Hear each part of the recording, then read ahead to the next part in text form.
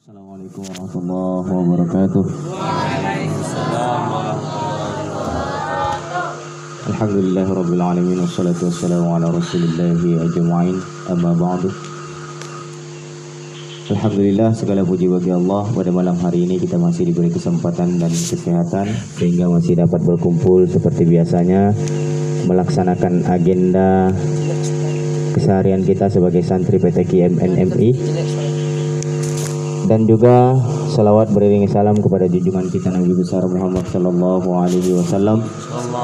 Dengan sama-sama kita melafazkan Allahumma shalli ala sayyidina Muhammad wa ala ali sayyidina Muhammad. Baiklah, adapun acara kita pada malam hari ini, yakni karena bertepatan hari ini adalah hari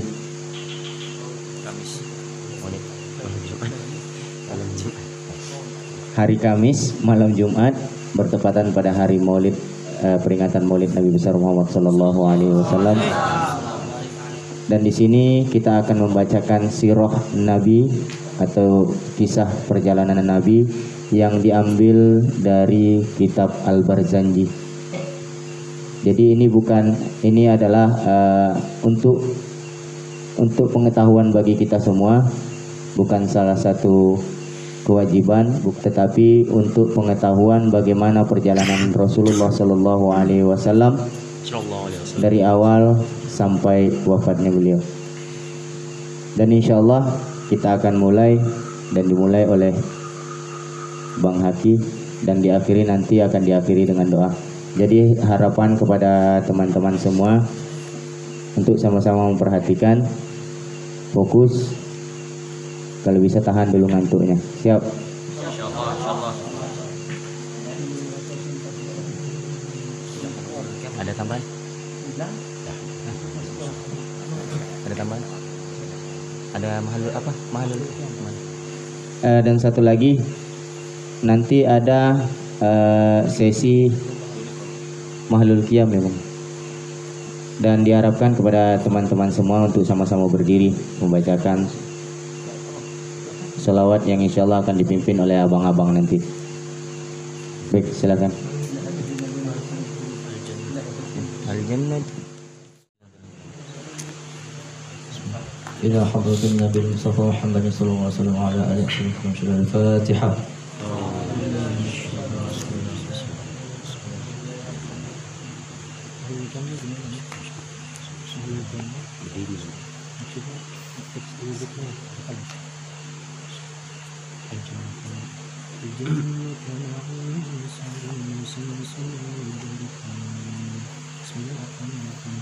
الجنة ونعيمها سعد لمن يصلي ويسلم ويبارك عليه. بسم الله الرحمن الرحيم. أبتدئ الإمناء باسم الذات العلية مستدر فيض البركات على ما أناله أولاه وأثني بحمد موارده سائغة هنية ممتطيا من الشكر الجميل مطايا وأصلي وسلم على النور الموصوف بالتقدم والأولية المتنقل في الغرر الكريمة والجباه وأستمنح الله تعالى رضوانا يخص العطرة الطاهرة النبوية ويعم الصحابة والأتباع ومواله وأستجديه هداية لسلوك السبل الواضحة الجلية وحفظا من الغواية في خطط الخطاء وخطاه وأنشر من قصة المولد النبي برودا حسانا عبقرية ناظما من النسب الشريف عقدا تحل المسامع بحلاه واستعين بحول الله تعالى وقوته القوية فإنه لا حول ولا قوة إلا بالله. جر اللهم قبره الكريم بعرف شديد الصلاة وتسليم اللهم صل وسلم Nama Allah yang maha pengasih lagi maha penyayang.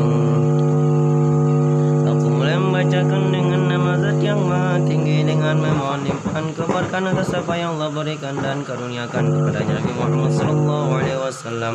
Memuji dengan pujian yang sumbernya selalu membuatku menikmati dengan mengendarai rasa syukur yang indah. Aku mohonkan selawat dan salam rahmat dan kesejahteraan atas cahaya yang disifati dengan kedahuluan atas makhluk lain dan keawalan atas seluruh makhluknya yang berpindah-pindah pada orang-orang yang mulia. Aku memohon kepada Allah karunia keriduan yang khusus bagi keluarga beliau yang suci dan umumnya bagi para sahabat, para pengikut dan orang-orang yang dicintainya. Dan aku meminta tolong kepadanya agar mendapat petunjuk untuk menempuh jalan yang jelas dan terang dan terpelihara dari kesesatan di tempat-tempat dan jalan-jalan kesalahan. Aku sebarluaskan kain yang baik lagi indah tentang kisah kelahiran Nabi Sallallahu Alaihi Wasallam dengan merangkai puisi mengenai keturunan yang mulia dengan kalung yang membuat telinga terhias dengannya. Dan aku minta tolong dengan daya Allah Ta'ala dan kekuatannya yang kuat, karena sungguhnya tidak ada daya dan kekuatan kecuali dengan pertolongan Allah Subhanahu wa Ta'ala. وبعد فأقول هو سيدنا محمد بن عبد الله بن عبد المطلب واسمه شيبة حمد وحمدت خصاله الثانية ابن هاشم واسمه عمرو بن عبد مناف واسمه المغيرة الذي ينتمي ارتقاء لعلياه ابن قصي واسمه مجمع سمي بقصي لتقاصيه في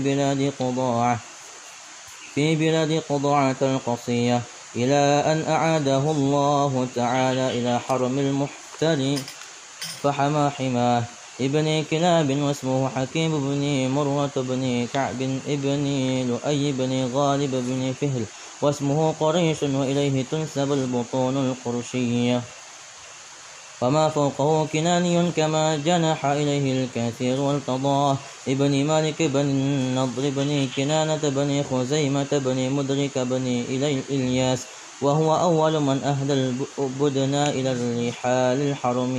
إلى الرحاب الحرمية وسمع في صلبه النبي صلى الله عليه وسلم ذكر الله تعالى ولباه ابن مضر بن نزار بن معد بن عدنان وهذا سلك نظمت فرائده بنان السنة السنية ورفعه إلى الخليل إبراهيم عليه السلام أمسك عنه الشارع وعباه وعدنان بلا ريب عند ذي العلوم السنبية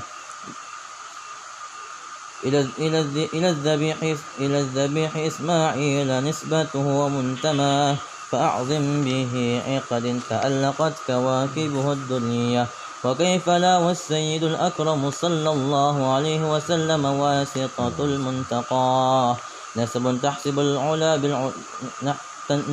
تحسب العلا بحلاه ولدتها نجومها الجوزاء حبذا عقد سؤدد وفخار أنت فيه اليتيمة العصماء وأكرم به من نسب طهر الله تعالى من سفاح الجاهلية أورد الزين العراقي والده في مولده الهني وراه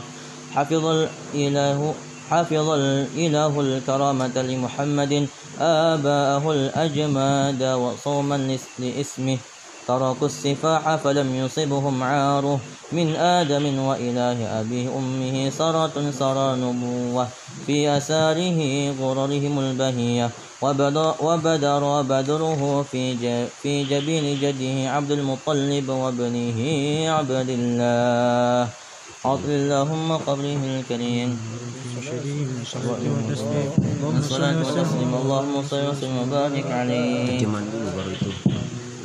Setelah itu aku berkata, dialah ada junjungan kita Nabi Muhammad bin Abdullah bin Abdul Muttalib. Nama adalah Abdul Muttalib adalah Syaibatul Hamdi, dan perilaku-perilakunya yang luhur itu terpuji. Ia putra Hashim, yang nama sebenarnya Amir putra Abdi Manaf, yang nama sebenarnya Mughirah, yang keluaran itu diciptakan kepadanya karena kemuliaan nasabnya. Ya putra Qusay, yang nama sebenarnya Mujammi', disebut Qusay karena jauhnya ia pergi ke negeri Quda'ah yang jauh sampai Allah Ta'ala mengembalikannya ke tanah haram yang terhormat. Lalu ia memelihara dengan suatu peliharaan yang sesungguhnya. Ya putra Kilab, nama sebenarnya Hakim, putra Murrah, putra Ka'ab, putra Luay, putra Fihr, yang nama sebenarnya Quraisy, yang kepadanya dinasabkan semua suku Quraisy. Orang yang ada di atasnya adalah kabilah Kinanah. sebagaimana pendapat banyak orang. Yafir adalah putra Malik, putra Nadar, putra Kinanah, putra Khuzaimah, putra Mudrikah, putra Ilyas. Dan Ilyas ini adalah orang yang pertama yang mengorbankan unta ke tanah haram. Dan di tulang punggungnya terdengar Nabi SAW menyebut dan memenuhi panggilan Allah Ta'ala. Ya, Ilyas adalah putra Mudar bin Nizar bin Ma'ad bin Adnan. Inilah kalung yang butiran-butiran mutiaranya terangkai oleh sunnah yang tinggi untuk menyebutkan orang-orang di atasnya, di atas Adnan sampai kepada Al-Khalil Nabi Ibrahim Syari, yakni Nabi menahan dan enggan menyebutnya. Dan tidak diragukan lagi menurut orang-orang yang memiliki ilmu nasab Adnan sampai kepada Zabih, orang yang akan disembelih yakni Ismail. Alangkah agungnya nasab ini dari untaian permata yang bintangnya gemerlapan. Bagaimana tidak, sedangkan Tuhan yang paling mulia Nabi Muhammad SAW adalah pusatnya yang terpilih. Itulah nasab yang diyakini ketinggiannya karena kebersihannya. Bintang Jauza telah merangkai bintang-bintangnya. Alangkah indahnya untaian kesempurnaan dan kemegahan. Sedangkan engkau padanya merupakan permata tunggal yang terpelihara. Alangkah mulianya keturunan yang disucikan oleh Allah Ta'ala dari perzinahan jahiliyah. Zain al-Iraqi menuturkan dan meriwayatkannya di dalam karangannya yang bagus. Tuhan memelihara nenek moyangnya yang mulia dari perbuatan nista karena memuliakan Muhammad, yaitu untuk menjaga namanya. Karena mereka meninggalkan perzinahan, maka cacat perzinahan itu tidak menimpa mereka. Dari Adam sampai ayah ibu beliau, mereka adalah para pemimpin yang cahayanya kenabian berjalan di atas garis dahi mereka yang cemerlang. Dan jelaslah cahayanya Nabi Muhammad di dahi datuknya Abdul Muttalib dan anaknya Abdullah. ولما أراد الله تعالى إبراز حقيقته المحمدية وإظهاره جسما وروحا بصورته ومعناه نقله إلى مقره من صدافة آمنة الزهرية وخصها القريب المجيب بأن تكون أما لمصطفى ونودي في السماوات والأرض بحملها لأنواره الذاتية وصبا كل صب لهبوب نسيب صباه وكسيت الأرض بعد طول جدبها من النبات حلالا سندسية وأينعت الثمار أدنى الشجر للجاني جناه ونطقت بحمله كل دابة لقريش بفصاح الألسن العربية وخرت الأسرة والأصنام على وجوه والأفواه وتباشرت وحشوش المشارق والمغرب وداوبها البحرية واحتست العوالم من السرور كأس حمية وبشرت الجن بإضلال زمنه وانتحكت الكهانة ورهبت الرهبانية ولهج بخبره كل حبر خبير وفي حلا حسنه تاه وأوتيت أمه في المنام فقيل لها إنك قد حملت بسيد العالمين وخير البرية وسمه إذا وضعته محمدا لأنه ستحمد عقباه. Jika Allah Ta'ala menghendaki untuk menampakkan hakikatnya yang terpuji dan memunculkannya sebagai jasmani dan rohani dalam bentuk dan pengertiannya, Dia memindahkan ke tempat menetapnya di kandungan Aminah Az-Zuhriyah, dan zat yang maha dekat dan maha memperkenankan mengkhususkannya Aminah menjadi ibu makhluk pilihannya. Diserukan di langit dan di bumi bahwa ia Aminah mengandungnya, dan berhembuslah angin sepoi-sepoi basah di pagi hari. Setelah lama gersang, bumi dipakaikan sutra tebal dari tumbuh-tumbuhan, buah-buah menjadi masak, dan pohon-pohon mendekati orang-orang yang akan memetiknya. Setiap binatang suku Quraisy mengucapkan dengan bahasa Arab yang fasih bahwa beliau sedang dikandung. Singgah-sana raja dan berhala menjadi tersungkur pada muka dan mulutnya. Binatang-binatang liar pada bumi timur dan barat serta binatang laut saling bertemu. Seluruh alam merasakan kesenangan. Jin memberitakan dekatnya masa kelahiran beliau, sedangkan juru tenung menjadi binasa dan para pendeta menjadi takut. Setiap orang pandai dan waspada membicarakan beritanya dan himpunan kebaikannya yang membingungkan alam.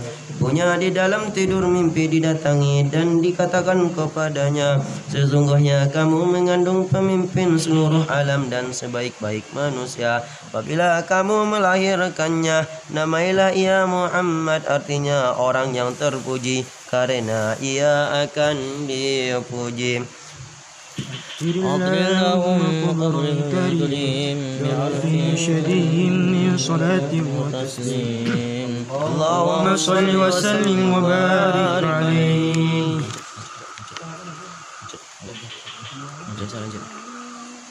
ولما تم من حمله شهران على مشهور الأقوال المروية توفي بالمدينة المنورة أبوه عبد الله، وكان قد اجتاز بأخواله بني عدي من الطائفة النجارية، ومكث فيهم شهرا سقيما يعانون سقمه وشكواه.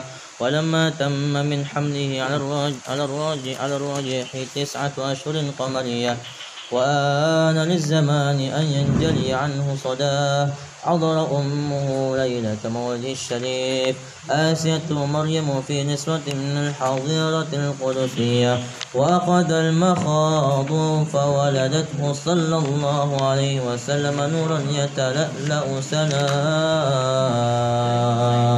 يا نبي صلى الله على محمد صلى الله عليه وسلم، صلى الله على محمد صلى الله عليه وسلم، على محمد صلى الله عليه وسلم، صلى الله على محمد صلى الله عليه وسلم.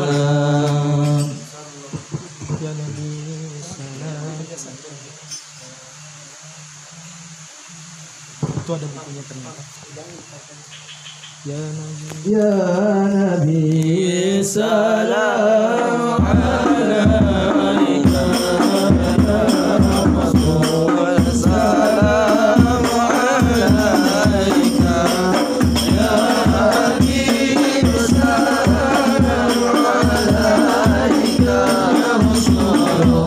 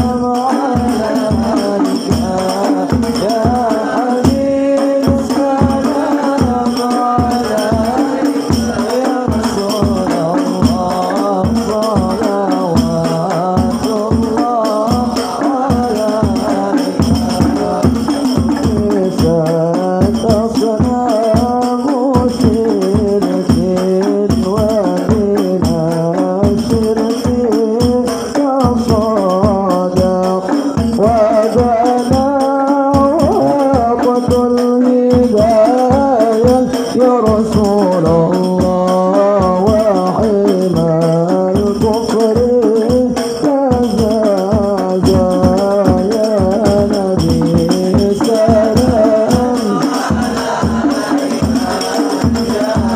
صبر سلام عليك يا حبيب سلام عليك يا رسول الله صلوات الله عليك مرحبا أهلا وسهلا بك يا ذا القدر الأرفع يا إماما للرسالة يا رسول الله من به الآفاق ترفع يا نبي سلام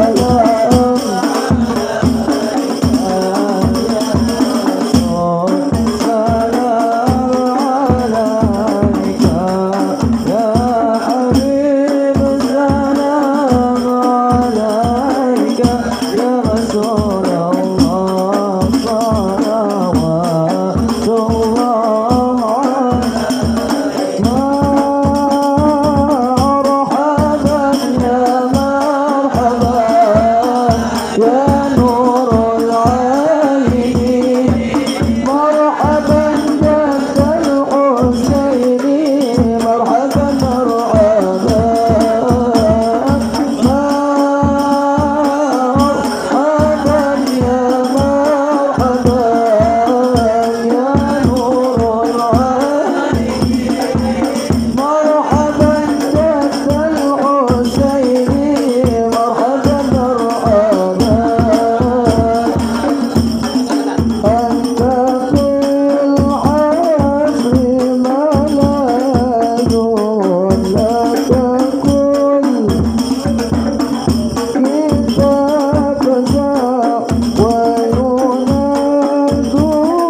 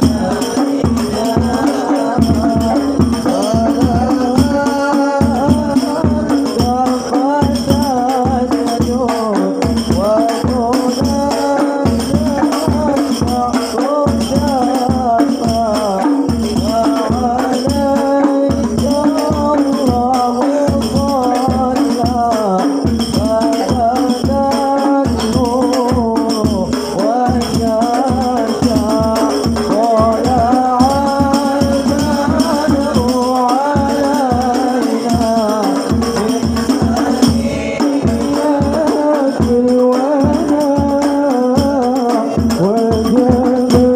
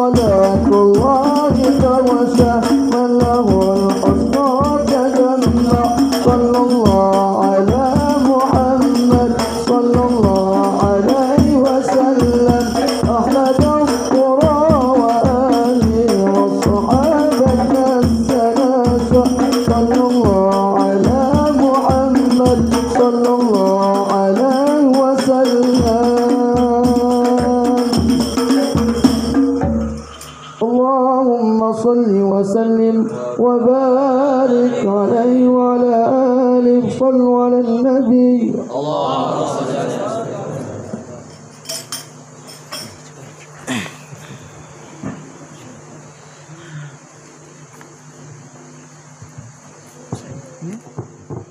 ومحيا كالشمس منك مضيء أسفرت عنه ليلة غراء، ليلة المولد الذي كان للدين سرور بيومه وازدهاء، مولد كان منه في طاع الكفر وبال عليهم وباء، يوم نالت بوضعه نبنة وهب من فخار ما لم تنله النساء، وأتت قومها بأفضل مما حملت قبل مريم العذراء، وتوالت بشرى الهواتف أن قد ولد المصطفى وحق الهناء، هذا وقد استحسن القيام عند ذكر مولد الشريف أئمة.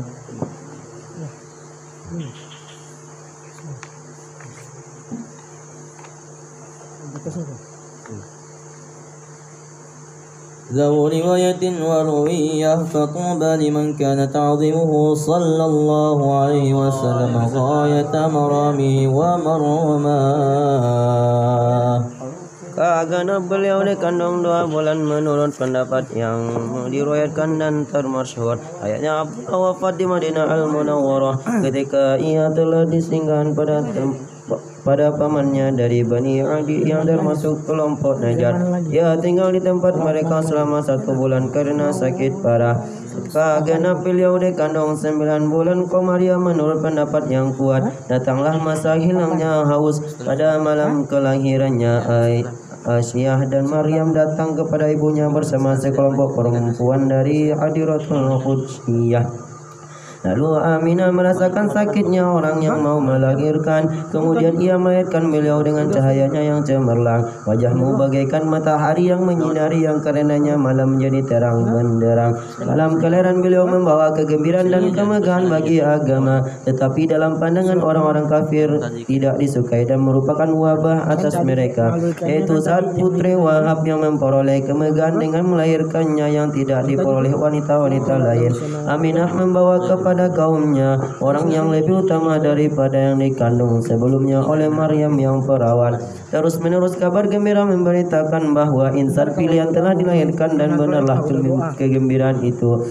Demikianlah para imam yang memiliki riwayat dan pemikiran memandang baik untuk berdiri ketika menyebutkan kelahirannya yang mulia. Maka kebaikan yang didapatkan orang yang penghormatannya terhadap Nabi sallallahu alaihi wasallam sampai ke puncak harapan dan tujuan. أجل اللهم قدره الكريم بعرف شديد صلاة وتسليم اللهم صل وسلم وبارك عليه. وبرز صلى الله عليه وسلم وادع يده على الأرض رافعا رأسه إلى السماء العليا مؤمنا بذلك الرفع إلى سدده وعلاه ومشيرا إلى رفعة قدره على سائر البرية وأنه الحبيب الذي حسن اتباعه وسجيه ودعت أمه عبد المطلب وهو يطوف بها تلك البرية فيقبل مسرعه وظهر إليه وبلغ من السرور مناه وأدخله الكعبة الغراء وقام يدعو بخلوص النبي ويشكر الله تعالى ما من به عليه وعطاه. وولد صلى الله عليه وسلم ضيفا مخفونا قطع السر بيد القدرة الإلهية طيبا دهينا مكحولة من كحل العناية عينه وقيل ختم وجدته بعد 7 ليالي سوية وأولم وأطعم وسماه محمدا وأكرم مثواه. Beliau lahir dengan meletakkan kedua tangannya di atas tanah dengan mengangkat kepalanya ke langit yang tinggi. Dengan mengangkatnya itu beliau mengisyaratkan kepemimpinan atas makhluk dan ketinggian akhlaknya. Beliau juga mengisyaratkan ketinggian derajatnya atas seluruh manusia, dan sesungguhnya beliau adalah orang yang dicintai dan baik naluri dan perangainya. Ibunya memanggil Abdul Muthalib yang ketika itu sedang tawaf pada bangunan Ka'bah. Lalu ia datang segera dan memandangnya, dan ia memperoleh kegembiraan yang dicita-citakannya. Abdul Muthalib lalu memasukkannya ke Ka'bah yang cemerlang dan mulai berdoa dengan niat yang tulus. Ia bersyukur kepada Allah Ta'ala atas apa yang telah dianugerahkan dan diberikan kepadanya. Beliau dilahirkan dalam keadaan bersih. Telah dikhitan dan dipotong pusatnya dengan tangan kekuasaan Tuhannya. Harum berminyak rambut dan sepasang matanya telah bercelak dengan celak dari Tuhan. Dan ada pendapat yang mengatakan kakeknya mengkhitannya setelah 7 malam. Ia selenggarakan walimah, memberi makan orang dan memberi nama kepadanya Muhammad, dan ia muliakan kedudukannya. أكبر اللهم قدره الكريم جعل في شديد صلاة وتسليم اللهم صل وسلم وبارك عليه.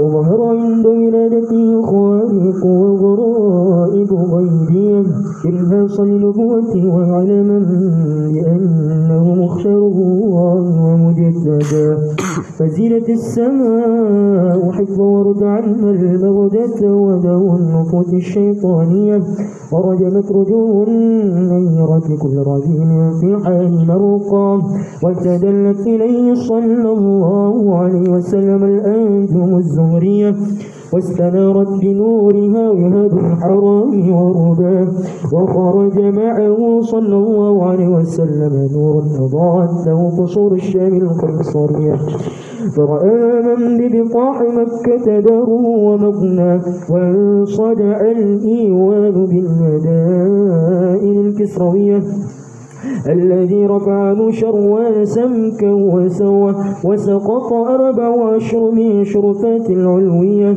وكسر ملك كسرى لهول ما أصابه عرى وخمدت النيران المعبودة بالملائكة الفارسية لطلوع بدره المنير وإشراق محيا وغاضت بحيرات ساوى وكانت بينها مدات وكم من البلاد العجمية وجفت كف واكف موجها السنادي ينابعها المياه وفاض وادي السماوات وهي مفازة في فلاة وبرية لم يكن بها قبل ماء ينقأ للظمآن لها وكان مولده صلى الله عليه وسلم بالموضع المعروف بالعراس المكية والبلد الذي لا يعضد شجره ولا يختلى خلاه واختلف في عام ولادة وفي شهرها في يومها على أقوال العلماء مروية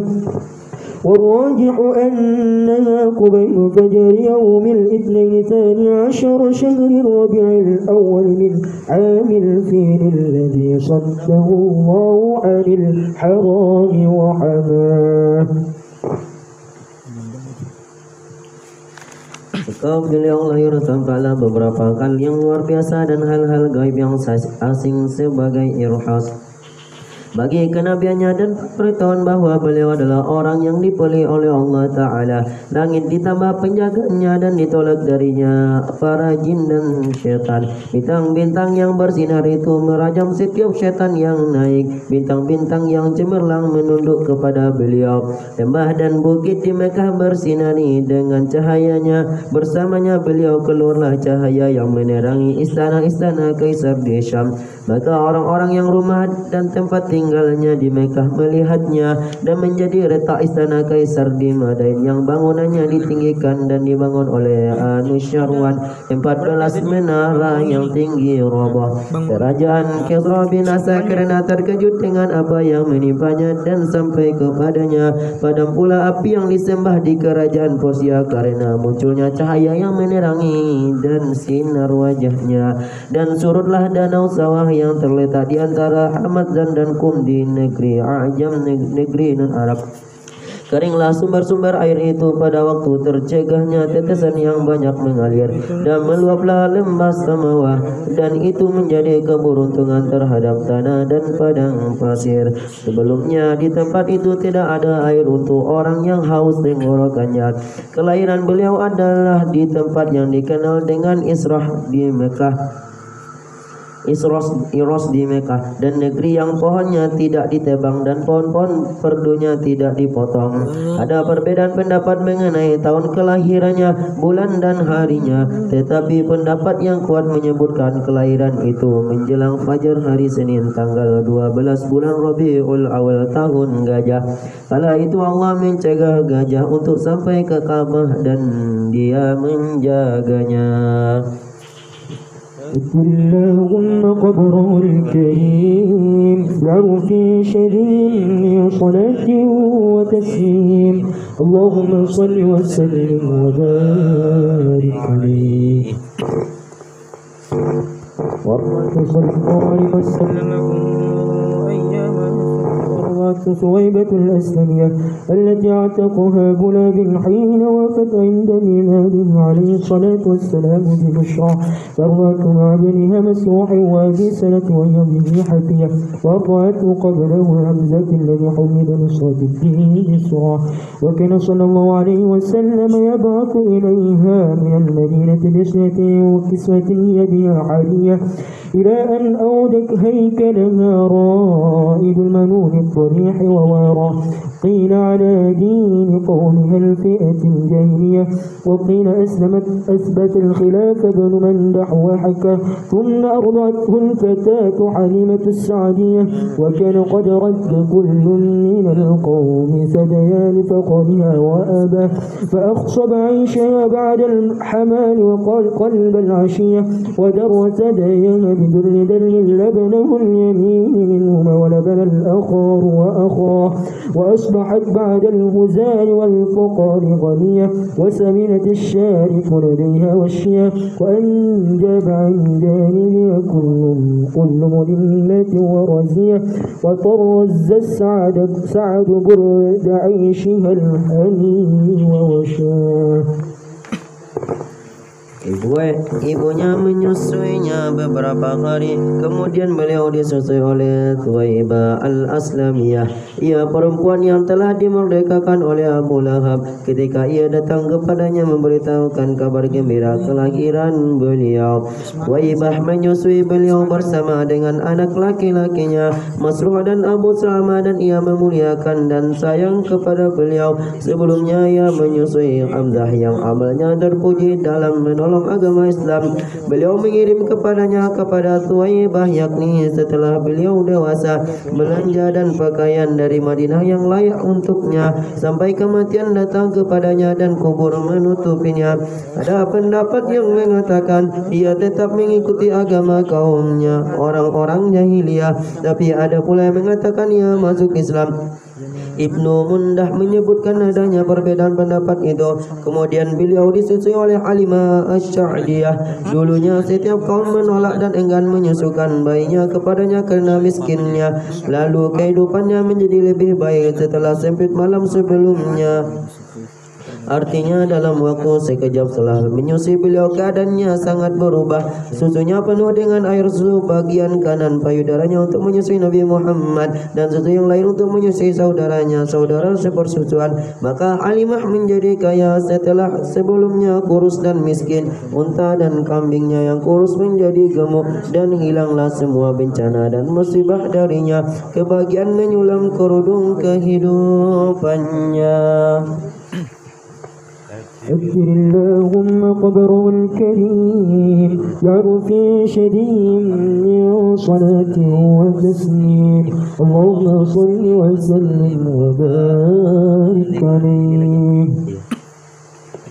وكان صلى الله عليه وسلم يشب في اليوم شباب الصبي في الشهر بعناية ربانية فقام على قدميه في 3 ومشى في 5 وقويت في 9 من الشهور بفصيح النطق قوة وشق الملكات صدره الشريف فأخرج منه علقة دموية وزال من حظ الشيطان وبالسر وغسل وملاه حكمة ومعاني إيمانية ثم خاف ودخل بالنبوة ختما وزانا وفرج ب1000 من أمة الخيرية ونشأ صلى الله عليه وسلم على أكمل الأوصاف من حال شبه ثم ردته صلى الله عليه وسلم إلى أمه ويده غير شقية حذرا من أن يصاب بمصاب حادث تخشى ووفدت عليه حليمة في أيام خديجة السيدة الرضية فحباها من حبائه الوافر بحباه وقدمت عليه يوم حنين فقام إليها وأخذت الأرياحية وبسط لها من ردائه الشريف بسطى برله ونداه والصحيح أنها أسلمت مع زوجها والبنين والذرية وقد عدوما في الصحابة جمع من شقاق الرواه. Beliau tumbuh dalam sehari seperti pertumbuhan anak kecil dalam sebulan dengan perhatian Tuhan. Beliau telah berdiri di atas kedua telapak kakinya pada usia 3 bulan, berjalan pada usia 5 bulan dan kekuatannya telah kuat pada usia 9 bulan dan fasih ucapannya. Lalu malaikat membalah dadanya yang mulia ketika beliau tinggal dengan Halimah. Kedua malaikat itu mengeluarkan gumpalan darah dari dada itu. Keduanya menghilangkan bagian setan, bagian yang dapat dimasuki setan, dan keduanya mencucinya dengan salju.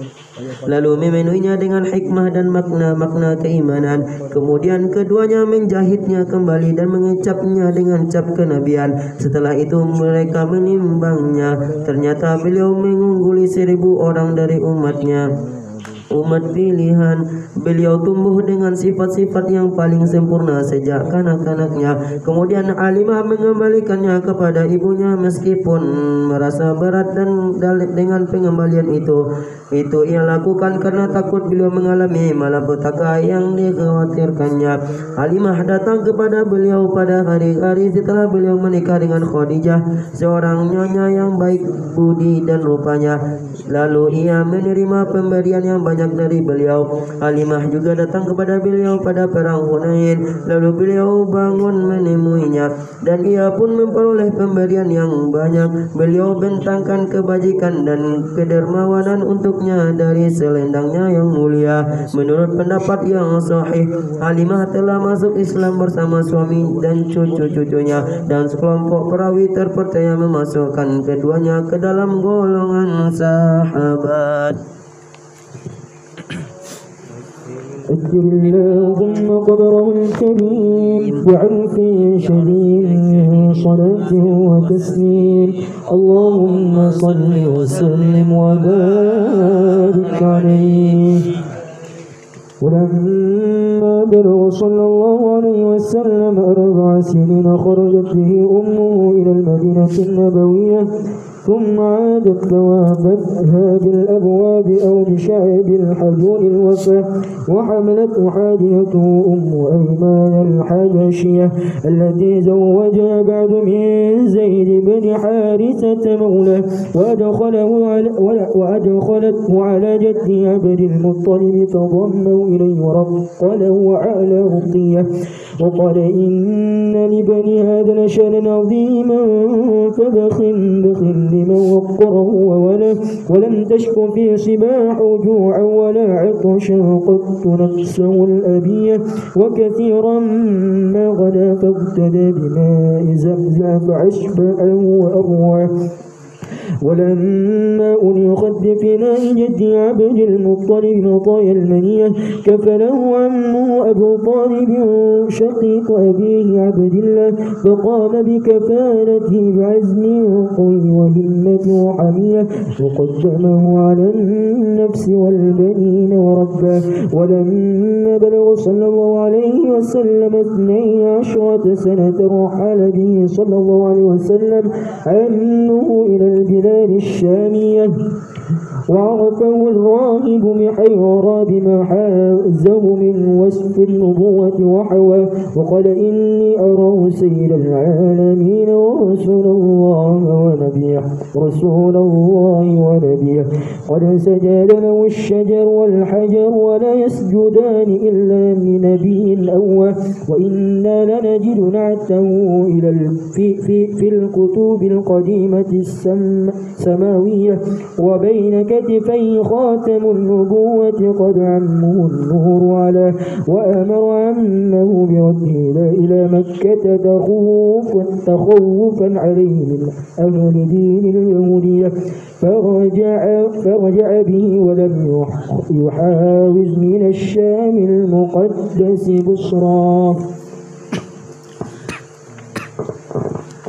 Ketika beliau mencapai usia 4 tahun, ibunya berangkat dengannya ke Madinah. Kemudian ia kembali lalu wafat di Abwa atau di Syi'bul Hajun. Lalu beliau dibawa oleh pengasuhnya Ummu Aiman al-Habasyah yang nantinya beliau nikahkan dengan Zaid bin Harithah, maula bekas budak beliau. Ummu Aiman memasukkan beliau ke tempat kakeknya Abdul Muttalib. Maka Abdul Muttalib memeluknya dan ia sangat sayang kepadanya. Lalu ia berkata, sesungguhnya anakku ini mempunyai kedudukan yang sangat tinggi, maka beruntunglah orang yang menghormati dan memuliakannya. Beliau yang enggan mengadu tidak pernah mengadu lapar dan haus di waktu kanak-kanak. Seringkali beliau pergi di waktu pagi lalu beliau minum sebagai pengganti makan air Zam-Zam sehingga membuatnya kenyang dan segar. Ketika kematian menjemput kakeknya Abdul Muttalib, pamannya, saudara kandung ayahnya Abu Talib, menanggungnya dengan memeliharanya. Ia melaksanakan penanggungan itu dengan kemauan keras dan penuh semangat.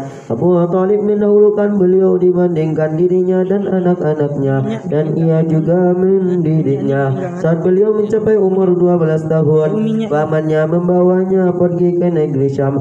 Pendeta Abu Hurairah mengenalnya dengan sifat kenabian yang ada pada diri beliau, dan ia berkata, aku yakin beliau adalah pemimpin seluruh alam, utusan Allah dan nabinya. Pohon dan batu sujud kepadanya, padahal keduanya tidak sujud kecuali kepada Nabi yang selalu kembali kepada Allah.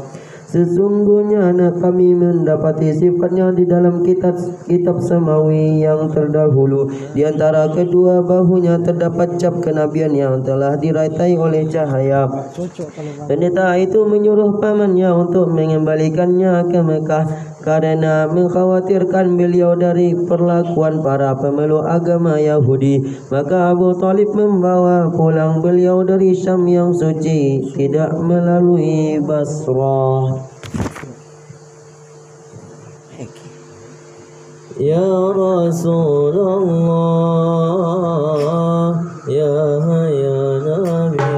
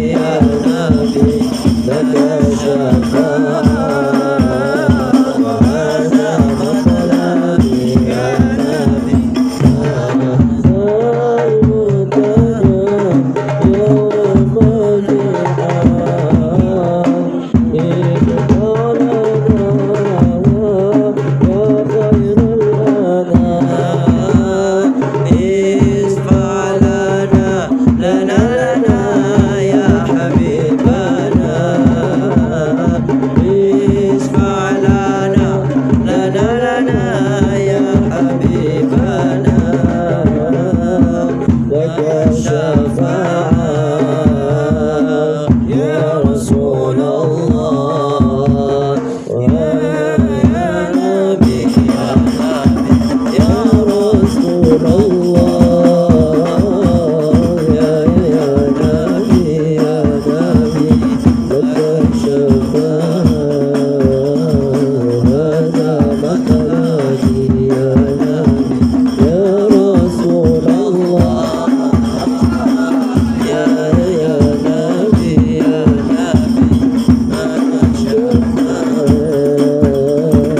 هذا مقالي يا نبي يا رسول الله يا نبي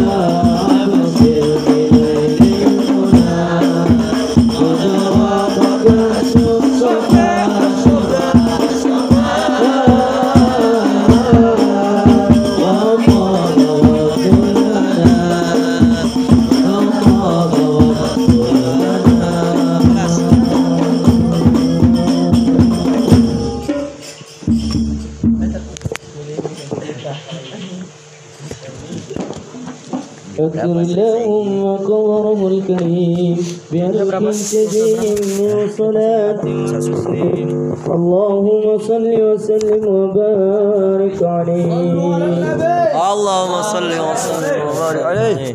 ولما بلغ صلى الله عليه وسلم 25 سنة سافر إلى بصرى في تجارة لخديجة الفتية ومعه غلام وميسرة يخدمه عليه الصلاة والسلام ويقوم بما أعناه. ونزل تحت شجرة التي صوت نصور راهب النصرانية فعرفه الراهب إذ بان إليه ظلها الوارف وآواه وقال ما نزل تحت هذه الشجرة قط إلا نبي ذو صفات نقية ورسول قد خص الله تعالى بالفضائل وحباه.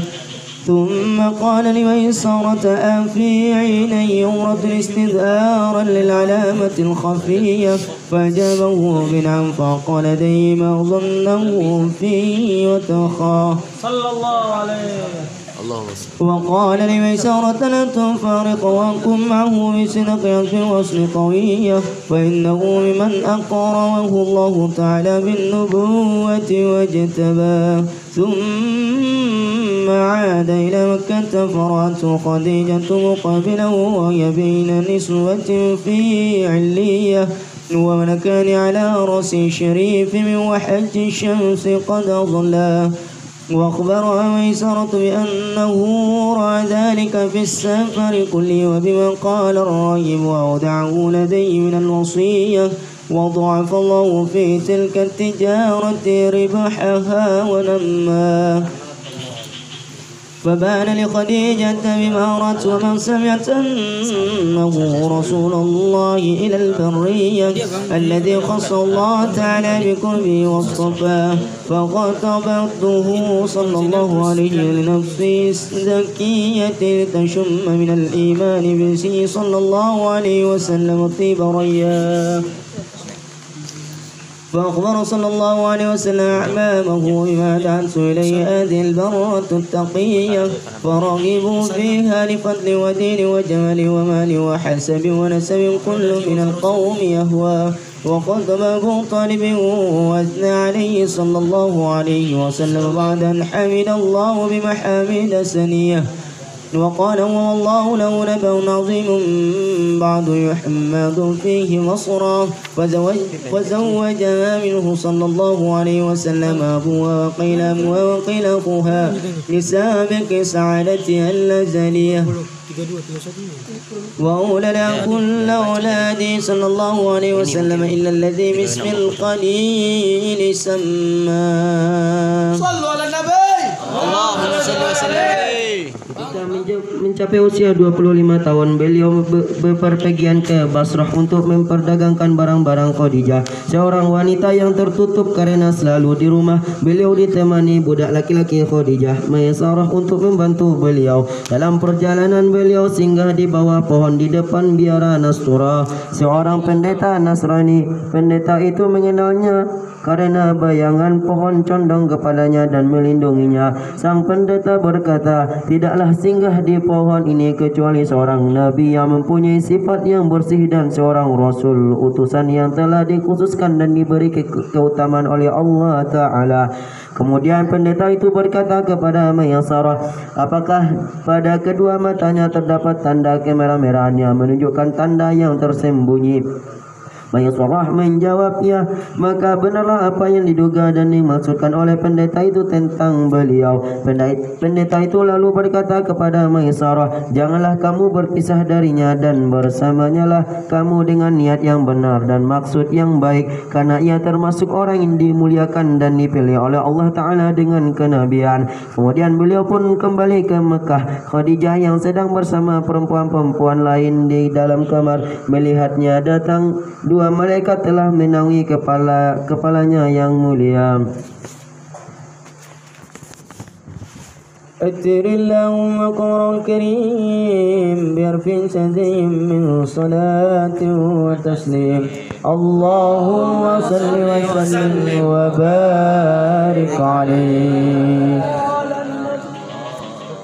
ولما كان له صلى الله عليه وسلم 40 سنة على أوفق الأقوال ذوي العالمية بعث الله تعالى للعالمين بشيرا ونذيرا فعمهم برحمة وبودع إلى تمام 6 أشهر برؤيا الصادقة الجلية فكان لا يرى رؤيا إلا جاءت مثل فلك بيضاء سنا وإنه الدنيا بالرؤية تمرينا بالقوة البشرية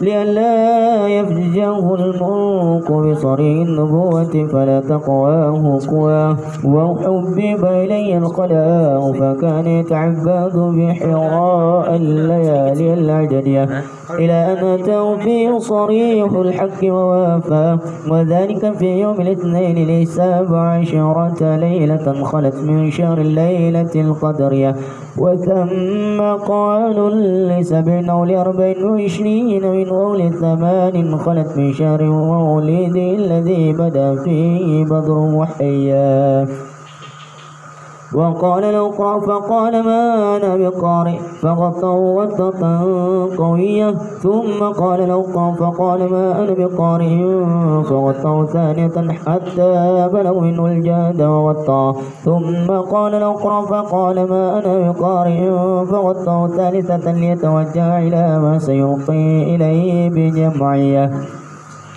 ويقابله بجد وجتهاد ويتلقى ثم فضر الوحي 3 سنين و30 شهرا ليشتاق إلى انتشاق هاتيك النفحات الشاذية ثم أنزلت عليه أيها المدثر فجاءه جبريل بها وناداه فكان للنبوة في تقدم اقرأ باسم ربك شاهد على أن له السابقية واتقدت على رسالتي بالبشارة والنذارة لمن دعا. صلوا على النبي. اللهم صل وسلم. Genang 40 tahun usia beliau menurut pendapat yang paling diterima oleh orang-orang yang memiliki ilmu. Allah Ta'ala mengutusnya sebagai pembawa kabar gembira dan pemberi peringatan kepada seluruh alam. Lalu beliau meratai mereka dengan rahmat. Itu dimulai dengan mimpi yang baik dan jelas sampai sempurna 6 bulan. Beliau hanya melihat ada seperti sinar subuh datang memancarkan sinarnya. Dimulainya impian itu sebagai latihan bagi kekuatan manusia agar tidak terkejut dengan kehadiran malaikat yang mengabarkan kenabiannya sehingga beliau tidak kuat. Beliau disenangkan untuk bersunyi diri. Beliau beribadah di Gua Hira selama beberapa malam sampai datang kebenaran yang jelas dan sempurna kepadanya. Itu terjadi pada hari Senin tanggal 17 bulan yang mengandung Lailatul Qadar bulan Ramadan. Terdapat perbedaan pendapat mengenai itu, yaitu 27, 24 atau 28 bulan kelahirannya yang padanya muncul wajah yang bagaikan bulan purnama. Kemudian malaikat berkata kepadanya, bacalah. Beliau mengatakan, aku tidak dapat membaca. Maka malaikat mendekapnya kuat-kuat dan berkata lagi kepadanya, bacalah. Beliau tetap mengatakan, aku tidak dapat membaca. Malaikat mendekapnya untuk kedua kalinya sehingga beliau kepayahan dan berkata lagi kepadanya, bacalah. Beliau tetap mengatakan, aku tidak dapat membaca. Maka malaikat mendekapnya ketiga kalinya agar beliau menghadap kepada apa yang akan disampaikan kepadanya dengan tekad bulat. Beliau menghadap dan menerima dengan sungguh-sungguh. Kemudian wahyu terputus selama 3 tahun atau 30 bulan. Agar beliau rindu kepada embusan-embusan yang harum, lalu diturunkan kepada beliau surah Al-Muddathir. Kemudian Jibril datang kepadanya dan memanggilnya. Bagi kenabiannya didahulukan ucapan Iqra bismi rabbika, bacalah dengan nama Tuhanmu, merupakan bukti bahwa surah itu adalah yang terdahulu dan kedahuluan atas risalahnya dengan kabar gembira bagi orang yang diserunya. أكثر اللهم قبره الكريم بألف سبيل صلاة وتسليم. اللهم صل وسلم وبارك عليه. وأول من آمن به من الرجال أبو بكر صاحب الغار والصديقية، ومن الصبيان علي، ومن النساء خديجة التي ثبت الله بها قلبه ووقاه. ومن الموالي زيد بن حارثة، ومن الأرقاء بلال الذي عذبه في الله أمية، وأولى أبو بكر من العنسق ما أولى. ثم أسلم عثمان وسعد وسعيد وطلحة وابن عوف وابن عمتي صفية وغيرهم ممن أن له الصديق رحيق التصديق وسقاه. وما زالت سيبانته صلى الله عليه وسلم وأصحابه مخفية حتى أنزلت عليه فاصدع بما تؤمر، فجار بدعاء الخلق إلى الله، ولم يبعد منه قوم وتعاب آليتهم وأمر برفض ما سوى الوحدانية، فتجرؤوا على مبارزته بالعداوة وأذاه، واشتد البلاء على المسلمين فهاجروا في سنة 5 إلى الناحية النجاشية، وحاذب عليه عمه أبو طالب فآبه كل من القوم يتحامى، وفرض عليه قيام بعض من الساعة الليلة. ثم نسخ بقوله تعالى فاقرأوا ما تيسر منه وأقيموا الصلاة وفرض عليه ركعتين بالغداة وركعتين بالعشية.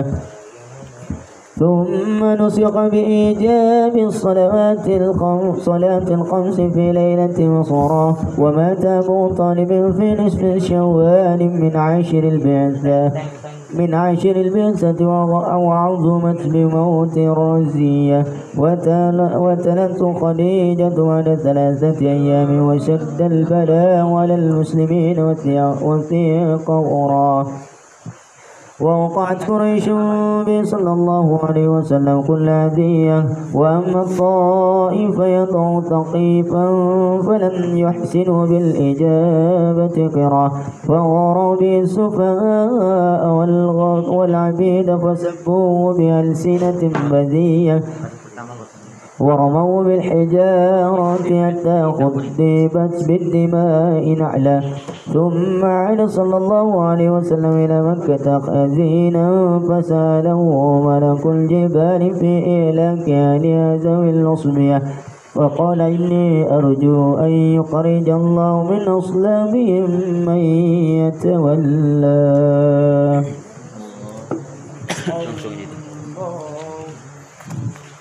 Orang yang pertama beriman kepadanya dari kalangan laki-laki dewasa adalah Abu Bakar, teman di dalam gua dan orang yang membenarkannya. Dari kalangan remaja adalah Ali. Dari kalangan wanita adalah Khadijah yang telah diteguhkan dan dijaga hatinya oleh Allah. Dari kalangan bekas budak adalah Zaid bin Haritsah, dan dari kalangan hamba sahaya adalah Bilal yang disiksa Umayyah karena ia beriman kepada Allah dan tuannya, yang kemudian yaitu Abu Bakar As-Siddiq memberinya kenikmatan berupa kebebasan. Kemudian masuk Islam pula lah Utsman, Sa'id, Talhah, Ibnu Auf, Abdurrahman dan putra bibinya Safiyah, dan orang lain yang diberi minum oleh As-Siddiq yang bagaikan jernihnya kamar pembenaran.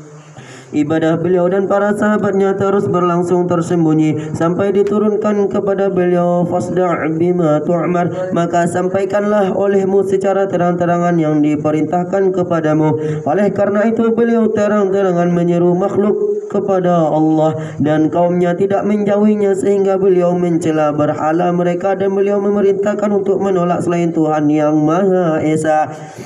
Maka mereka berani memusuhi dan menyakiti beliau. Beratlah cobaan atas muslimin sehingga mereka pada tahun kelima dari kenabian hijrah ke Najasiyah. Namun pamannya Abu Talib sangat menyayanginya.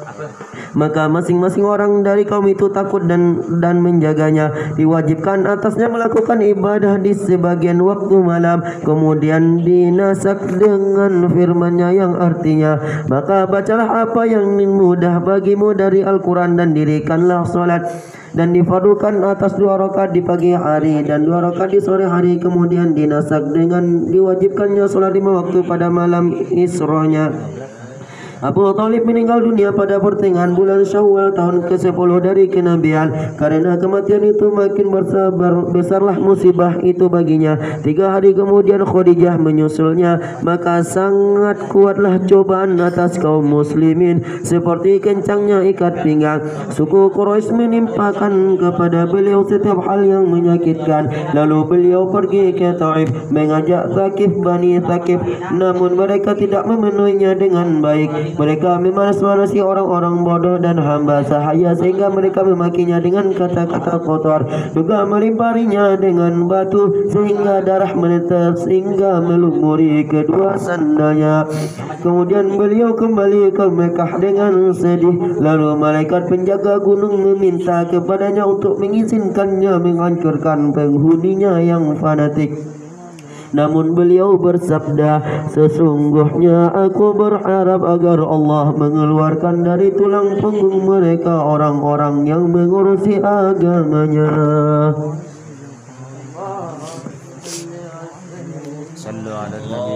Allahumma salli wa sallim wa barik alaihi.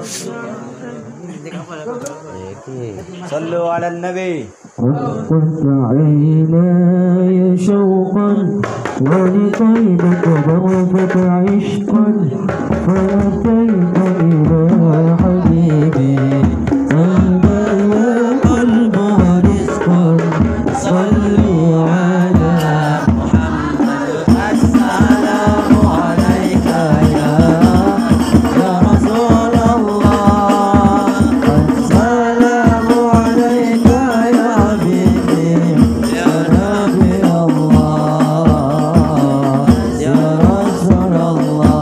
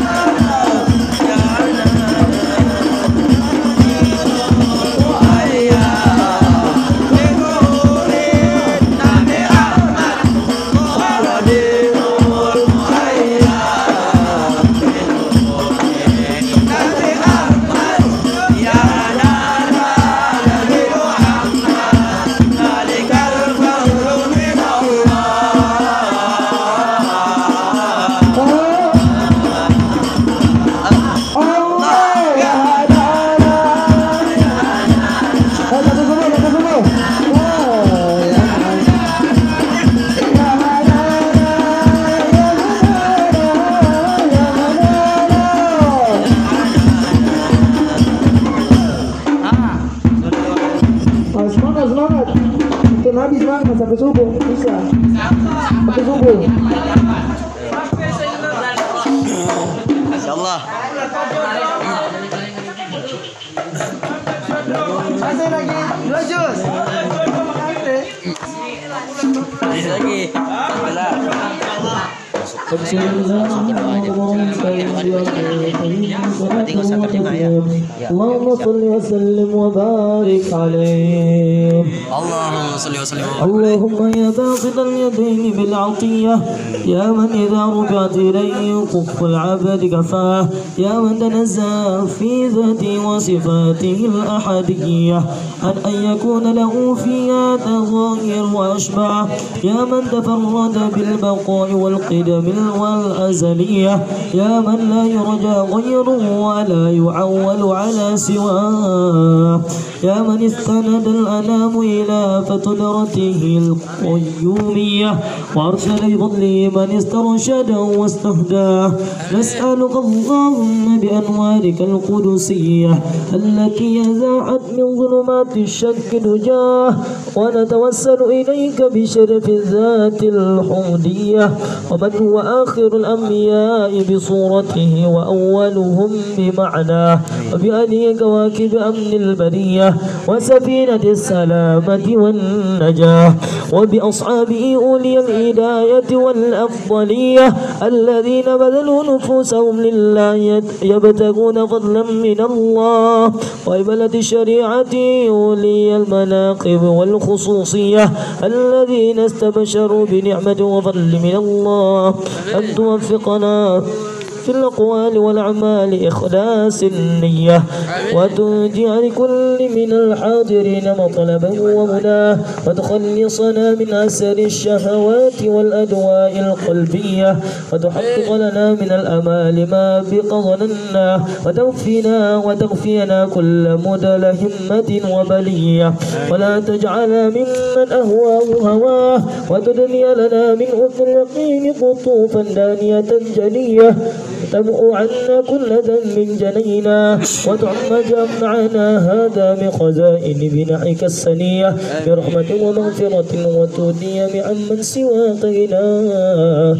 اللهم آمن الرعاة وأصلح الرعاة والرعية، وأعظم الأجر لمن جعل هذا خير في هذا اليوم وأجراه. اللهم اجعل هذا بلد وسائر بلاد المسلمين آمنة رخية، واسقنا غيظا يعم الأنسياب سيبه السبسب ورباه، واغفر لنا سيد هذه البرود محبرة المولدية سيدنا جعفر من إلى البرزاق بالنسبته ومنتماه، حقق له الفوز بقربك والرجاء والأمنية، واجعل مع المقربين مقيلا وسكنا، واستر له عيبا وعجزا وأصره عيه، ولكاتبها وقارئها ومن أصرف إليهم سمعه وأصفاه. اللهم صل وسلم على أول قابل للتجلي من الحقيقة الكلية، وعلى آله وأصحابه ومن صلوا وولاه، ما شنفت الأذان من وصف الذري بأفرات جوهرية، وتحلت صدور المحافل المنيفة بقعود حلاه. وأفضل الصلاة والتسليم على سيدنا محمد خاتم النبيين وعلى آله وصحبه أجمعين. سبحان ربك رب العزة عما يصفون وسلام على المرسلين والحمد لله رب العالمين.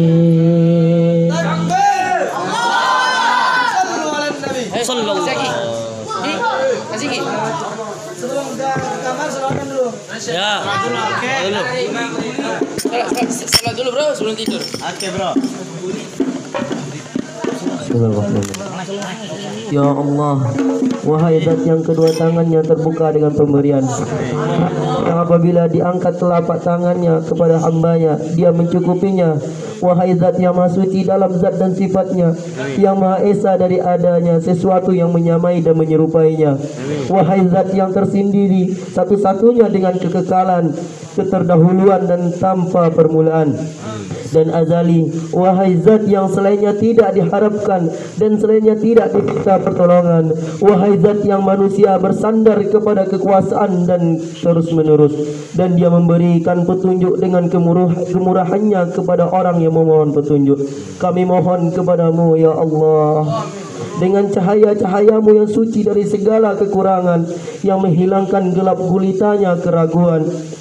Dan kami bertawasul kepadamu dengan kemuliaan diri Nabi Muhammad, Nabi yang terakhir dalam bentuknya dan yang paling awal dalam hakikatnya, juga dengan para keluarganya, bintang-bintang keamanan dan perahu keselamatan, serta para sahabatnya yang mempunyai petunjuk dan keutamaan, yang menyerahkan jiwa mereka kepada Allah karena mencari anugerah darinya. Juga para pembawa syariat beliau yang memiliki riwayat-riwayat dan kehusukan, yang merasa senang dengan nikmat dan karunia dari Allah, agar engkau memberi petunjuk kepada kami supaya dapat ikhlas dalam perkataan dan perbuatan, dan engkau luluskan apa yang dicari dan dicita-citakan setiap orang yang hadir. Engkau selamatkan kami dari tawanan nafsu yang penyakit-penyakit hati, dan engkau wujudkan harapan-harapan kami yang prasangkakan terhadapmu, dan engkau pelihara kami dari segala kegelapan hati dan cobaan. Janganlah engkau jadikan kami termasuk golongan orang yang ditunggangi hawa nafsu, dan kami mohon agar engkau dekatkan kepada kami buah yang mudah diambilnya dan sudah matang karena keyakinan yang baik, dan agar engkau hapuskan dari kami setiap dosa yang kami perbuat, dan agar engkau tutup masing-masing dari kami akan cacatnya, kelalaian dan kebingungan, dan agar engkau mudahkan kami baiknya amal yang bagian-bagian puncaknya itu sulit, dan agar engkau ratakan kepada kami perbendaharaan karuniamu yang mulia dengan rahmat dan ampunanmu, agar engkau kekalkan kekayaan kami dengan tidak membutuhkan selain engkau. Ya Allah, amankanlah kami dari hal-hal yang menakutkan. Perbaikilah para pemimpin dan rakyat.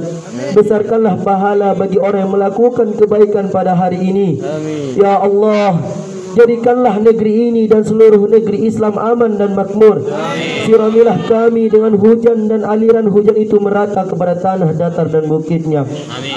Ampunilah pengubah burdah yang baik dan berkenaan dengan kelahiran Nabi ini, Sayyidina Ja'far, yang nasabnya sampai kepada Al-Barzanji, dan wujudkanlah baginya kebahagiaan, harapan dan cita-cita dekat denganmu, dan jadikanlah tempat peristirahatan dan tempat tinggalnya bersama orang-orang yang didekatkan kepadamu.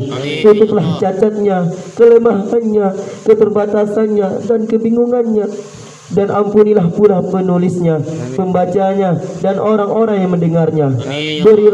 Berilah rahmat dan kesejahteraan atas orang yang pertama menerima tajalli dari hakikat keseluruhan, yaitu Nabi Muhammad, juga atas keluarganya, sahabatnya, serta orang yang menolong dan memuliakannya selama telinga dihiasi dengan anting-anting permata karena mendengarkan untaian kata tentang sifat-sifat beliau, dan hiasilah para tokoh majelis atas yang lainnya dengan sifat-sifatnya.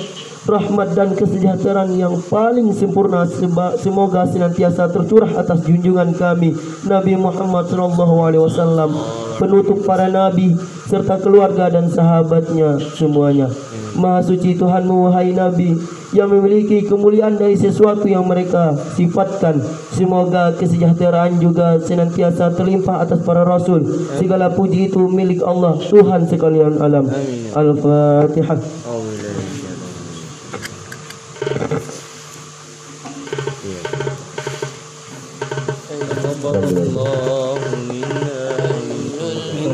Allah